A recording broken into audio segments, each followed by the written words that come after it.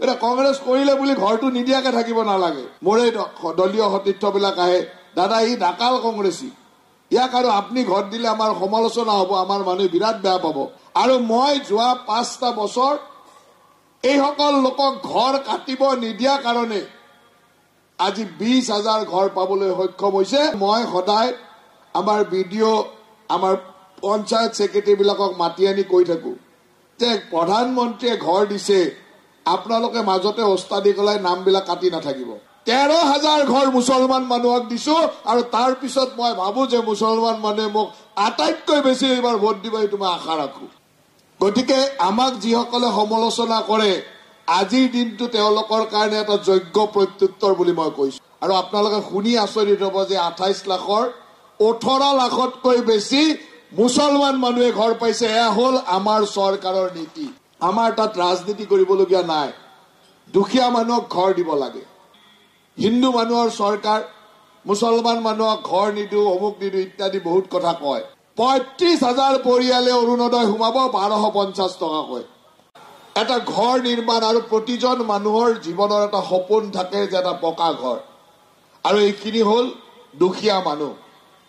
বহু মানুহে আমাক কেতিয়াবা সমালোচনাও কৰে যে আমাৰ মোদী ডাঙৰীয়া বা আমাৰ মুখ্যমন্ত্ৰী ডাঙৰীয়া বা আমাৰ চৰকাৰখন, আমি হিন্দু মানুহৰ চৰকাৰ, মুছলমান মানুহক ঘৰ নিদিওঁ, অমুক নিদিওঁ ইত্যাদি বহুত কথা কয়। মই আপোনালোকক জনাবলৈ পাই আনন্দিত যে অসমত এতিয়ালৈকে 28 লাখ ঘৰ আজিৰ জৰিয়তে, আজিৰ তালিকা যিটো আজি দিয়া হ'ল 3.5 লাখ, 28 লাখ পৰিয়ালে ঘৰ পালে। আৰু আপোনালোকে শুনি আচৰিত হ'ব যে 28 লাখৰ 18 লাখতকৈ বেছি মুছলমান মানুহে ঘৰ পাইছে। এয়া হ'ল আমাৰ চৰকাৰৰ নীতি। আজি ইয়াত 2541 গৰাকী মানুহে ঘৰ পাইছে। আমাক বহুত সংখ্যালঘু মানুহে এনেই ভোট নিদিয়ে, ভয়তে ভোট নিদিয়ে, বিজেপিৰ মানুহ বুলি। আগতে কংগ্ৰেছত থাকোঁতে দিছিল এইবিলাক মানুহে, বিজেপিত অহাৰ পিছত বহুত সংখ্যালঘু মানুহে মোক ভোট নিদিয়ে, আগতে দিয়া নাই। কিন্তু এইবাৰ মই আপোনালোকৰ পৰা এইটো আশা কৰিছো যে 20,000 ঘৰ যে নলবাৰী সমষ্টিত দিলো, তাৰ 13,000 ঘৰ মুছলমান মানুহক দিছো, আৰু তাৰ পিছত মই ভাবো যে মুছলমান মানুহে মোক আটাইতকৈ বেছি এইবাৰ ভোট দিব, এইটো মই আশা ৰাখো। 20,000 ঘৰৰ সংখ্যালঘু মানুহে পাইছে। গতিকে আমাক যিসকলে সমালোচনা কৰে, আজিৰ দিনটো তেওঁলোকৰ কাৰণে এটা যোগ্য প্ৰত্যুত্তৰ বুলি মই কৈছো। ইয়াতে যিসকল মানুহ আছে, ইয়াত আপোনালোকে নিজে জানে যে আমাৰ সংখ্যালঘু মানুহবিলাকৰ ঘৰৰ অৱস্থা অত্যন্ত বেয়া, দুখীয়া মানুহ। আমাৰ তাত ৰাজনীতি কৰিবলগীয়া নাই। দুখীয়া মানুহক ঘৰ দিব লাগে। দুখীয়া মানুহ যি ধৰ্মৰে নহওক কিয়, যি সম্প্ৰদায়ে নহওক কিয়, যি জাতিৰে নহওক কিয়, আমাক তাক আলোচনা কৰিবলগীয়া নাই। আমাৰ দায়িত্ব হ'ল যে মোৰ সমষ্টিত থকা প্ৰতিজন দুখীয়া মানুহৰ পৰিয়ালে একোটা পকা ঘৰ পাব লাগিব। আৰু পকা ঘৰ মানে 1.5 লাখ টকা। অৰুণোদয় পালে 1 বছৰ অৰুণোদয় পালে কিমান টকা পায়? 12,000 টকা, 12,500 টকা 1 বছৰত। 5 বছৰত কিমান পায় চিন্তা কৰক।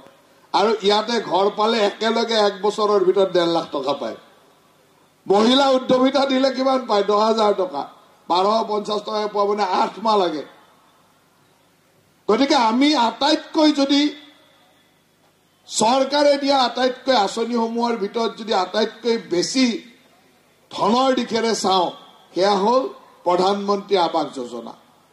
1.5 লাখ টকাকৈ একোটা পৰিয়ালত দিওঁ। আৰু মই সদায় আমাৰ বিডিঅ, আমাৰ পঞ্চায়ত ছেক্ৰেটাৰীবিলাকক মাতি আনি কৈ থাকো যে প্ৰধানমন্ত্ৰীয়ে ঘৰ দিছে, আপোনালোকে মাজতে ওস্তাদি গলাই নামবিলাক কাটি নাথাকিব। এই যে 20,000 মানুহে ঘৰ পালে, এই 20,000 মানুহক ঘৰ দিবৰ কাৰণে নতুন লিষ্টত সোমোৱা দিগদাৰ। কিন্তু বিধায়কজনৰ ওচৰত, আঞ্চলিক পঞ্চায়তৰ ওচৰত, গাঁও পঞ্চায়তৰ ওচৰত, সচিবজনৰ ওচৰত কাটি দিব পৰা ক্ষমতা থাকে। আৰু সেইকাৰণে কেতিয়াবা কেতিয়াবা দুখীয়া মানুহৰ ঘৰ তেওঁলোকে বিভিন্ন গণ্ডগোল কৰি নামটো কিবা কিবি কৰি গণ্ডগোল লগাই দিয়ে। তেতিয়া মই সদায় গালি পাৰো যে প্ৰধানমন্ত্ৰীয়ে ঘৰ দিছে, ঠিক আছে, তেওঁৰ ঘৰটো অসম্পূৰ্ণ হৈ আছে, কাষত এটা আধা ভঙা ঘৰ আছে, যদি প্ৰকাণ্ড দালান আছে, প্ৰকাণ্ড বিল্ডিং আছে, তাক দিব নালাগে। কিন্তু আধা ভাঙা ঘৰ এটা বনাইছে, সম্পূৰ্ণই কৰিব পৰা নাই, পকাৰ অকমান প্লিন্ট এটা বনাই থৈছে, তেওঁৰ ঘৰটো কিয় কাটিব লাগে? তেওঁক কিয় ঘৰ নিদিয়াকৈ থাকিব লাগে? আৰু মই যোৱা 5টা বছৰ এইসকল লোকক ঘৰ কাটিব নিদিয়া কাৰণে আজি 20,000 ঘৰ পাবলৈ সক্ষম হৈছে। আৰু তাৰ কাৰণে মই বিভাগৰ বিষয়াসকলকো ধন্যবাদ দিছো।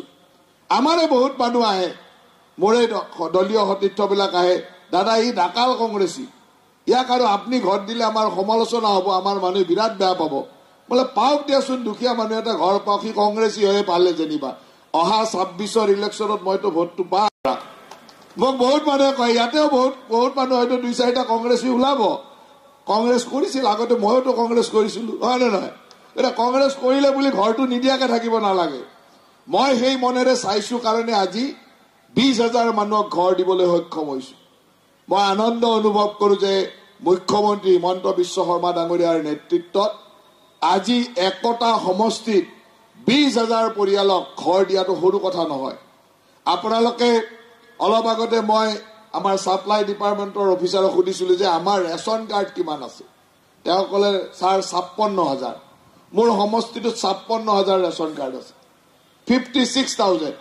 20,000 পৰিয়ালে ঘৰ পালে। 56,000 মানে এখন ৰেচন কাৰ্ড মানে এটা পৰিয়াল।